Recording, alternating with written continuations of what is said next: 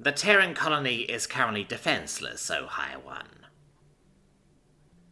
The Jaxorian Commandant's jewels glistened on his carapace as he looked towards the prize that the three-dimensional fluid display produced. A star system, with only 3 rotating planets, rose from the liquid well. The central of these, that showed bright patches, was the only one worth looking at, as the others contained no surface water. The Commandant reached out a claw and adjusted the view, such that all but the central planet was visible, and it drew more fluid from the well as it grew in size, the bright patches rendering topographical depth contours. Around the planet was a large satellite, far too small to be a moon, but with the wrong shape and at a distance that made it unlikely to be a Terran transit station. And what is this thing orbiting the prize? The Jaxorian gestured, with a pincer toward the satellite's fluid bubble image. It is a repository of past relics, High One. The Terrans name it a museum. Kathy Davis raced through the doorway and smacked her hand down on the green flashing button, silencing the annoying announcement of the incoming comm message. Across the office from the desk with the control console, a holovid screen flared into existence, showing the scintillating colours of a bejeweled Jaxorian, which the Terrans colloquially called crabbies. "Oh, frig me," Kathy muttered under her breath. A modulated voice came across the channel, and the Jaxorian moved as the words came, making it obvious that it was the one communicating. "Terrans who have illegally colonized the second planet of the Axilian system, prepare to be incarcerated. The Jaxorian element of the Dracelite Empire has a hereditary claim to all of Axilian space, and you are in territorial violation. Arrange your populations near your starship landing areas for processing, and damage to individuals will be minimalized. Communication terminates." The screen's luminous projection dissipated, leaving Kathy's mouth hanging open. Jaxorians were known throughout the known galaxy for consuming their own dead, but moreover for consuming prisoners. Alive. And the population of the lush farming world the museum orbited wasn't prepared to fend off an invasion. All those people would likely be no more than food if they gave in. New India had been colonized more than a century and a half ago, well after the last war had settled the borders and all the claims, and the Axilian system was firmly in coalition space. Kathy had no idea how such a claim could be made by the crabbies, but she sure didn't see any validity to it. She pulled up a keyboard and tried to get a message out to Central, but it looked like everything but subspace comms were blocked. She let out a quiet, steady stream of curses as she frantically composed a message and sent it off with all the priority flags she could manage. It wasn't like she expected much help immediately. This far inside of Coalition space, there were hardly any patrol ships, and the only ships in the system were a couple of cargo ships down on the planet. A really vulnerable place to be with an enemy force bearing down on them. Kathy knew she was going to have to do something herself. Well, not herself, but she would be the one who would have to set it in motion. Kathy pushed up from the desk and walked out into the corridor. This had to be done in person. It was so unfair. It was a long trip. The museum was a warren of corridors, lift junctions, ladders, and access crawl spaces. Kathy ran her hand along a bulkhead here, a railing there, lingering on the handle of a hatch as she made her way deeper and deeper into the construction. She pulled away a barrier rope that designated an area that was off-limits to the infrequent visitors who came to experience the remaining documentation and examples of those who had fought and struggled and tamed this area of space. Once there had been a whole team of curators, but now she was the only one. A lighthouse keeper, in an age of GPS guidance. Carefully, almost reverently, Kathy walked down the corridor, as if she wanted to minimize the damage her footsteps were doing to the silence. As she reached the dogged hatch at the end of the corridor, she raised her hand to knock, then hesitated. It was so unfair. Kathy took a couple of deep, calming breaths, then knocked on the dogged hatch, producing a deep, echoing sound. "Come," the voice intoned from the other side of the hatch, and the locks released as the wheel in the center of the door spun by itself. After the wheel came to a stop, Kathy gently pushed on the door, and after some more pressure, it gave way and swung inward. Kathy stepped over the lip of the hatch and entered the circular room beyond. In the very center of the room, a metal cylinder spanned from floor to ceiling. It swiveled so that the red glow of one singular circular optical sensor faced the woman, who now respectfully closed the hatch behind her. "Miss Davis, to what do I owe a personal visit? I expect that you will do no better at chess than if you had stayed in the comfort of your office." The voice was deep and rich, but without dialect, without feeling, precise. Kathy turned to face the cylinder and shook her head. It was so unfair. "No, sir, I wish it was such a trivial problem as my terrible gambits." She swallowed, then continued. "Sir, it's Jacksorians. They are demanding the surrender of New India, and there are no coalition forces in any proximity to help. It's..." Kathy's voice choked off. It was supposed to be retired, free from this sort of thing. "It's up to me," the voice finished, the glow of the optical sensor darkening. "Yes, sir," Kathy swallowed again. What do we do?" "Miss Davis, you and I both know what we do." The voice was, again, matter-of-fact, precise.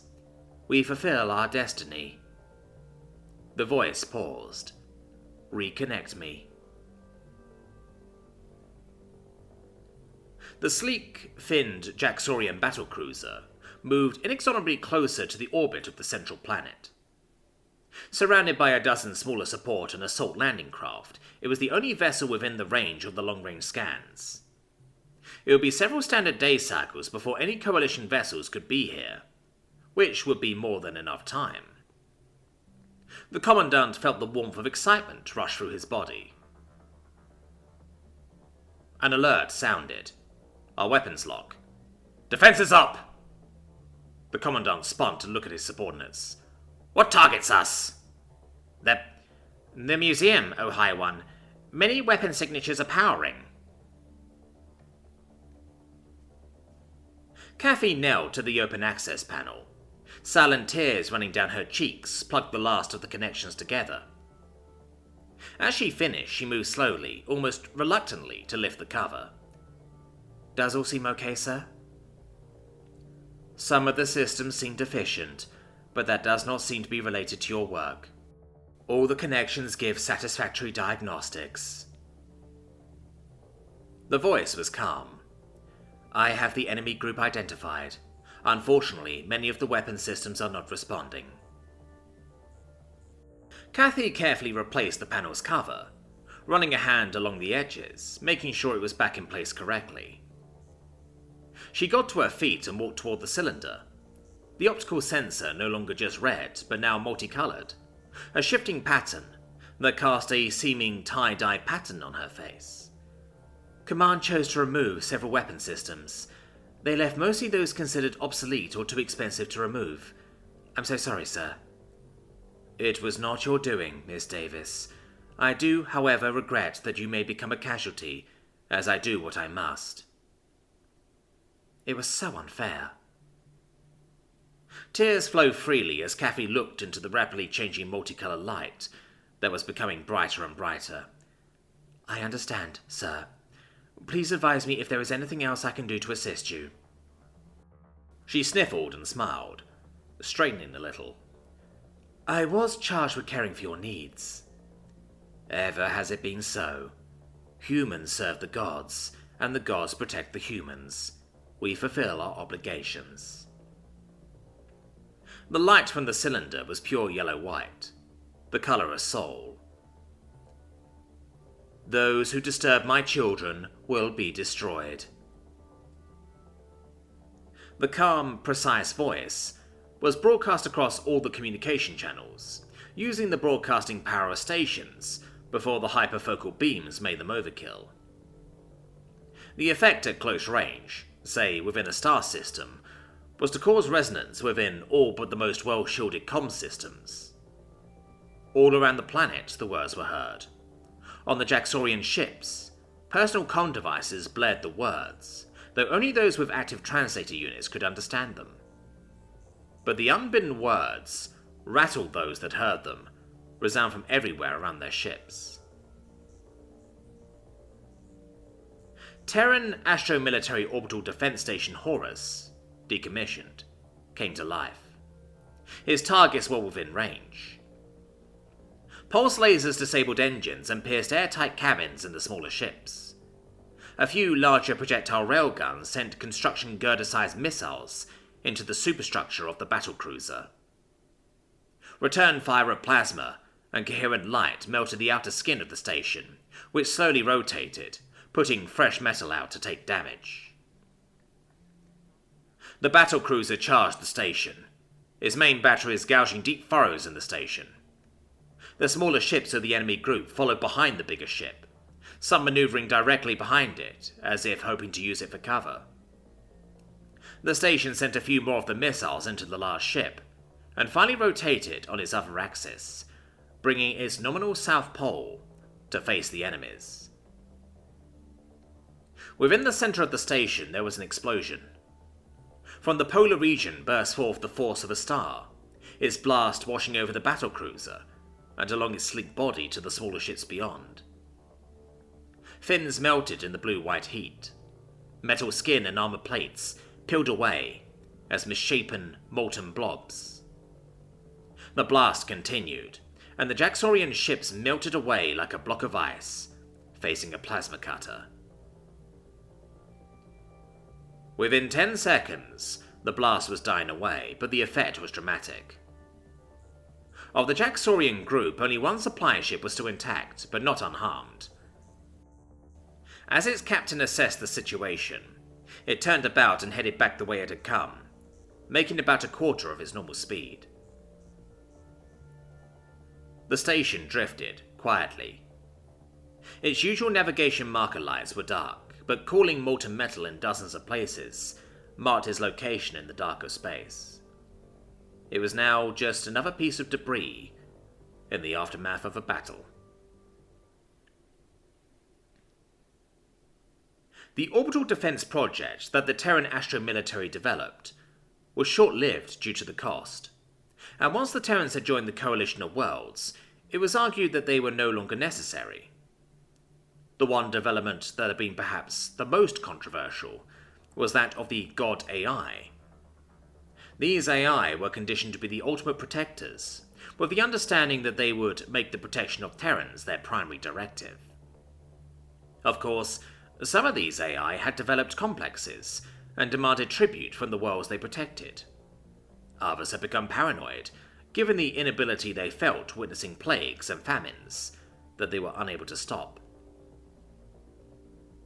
The Horus Museum was one of the few remaining stations, and was preserved as a public museum and military research facility for the long-term study of dedicated military AI.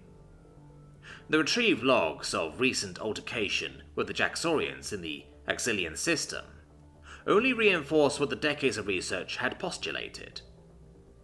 The Horus AI, an almost unbeaten tactical expert in simulation, recognized the only way that a relatively immobile, nearly unarmed station could have stopped the enemy force was through self-sacrifice, through detonating its remaining reactor cores. TA Sky Marshal Kinsey has awarded Horus the Terran Cluster posthumously, and its core now rests in a pyramidal memorial constructed by the citizens of New India.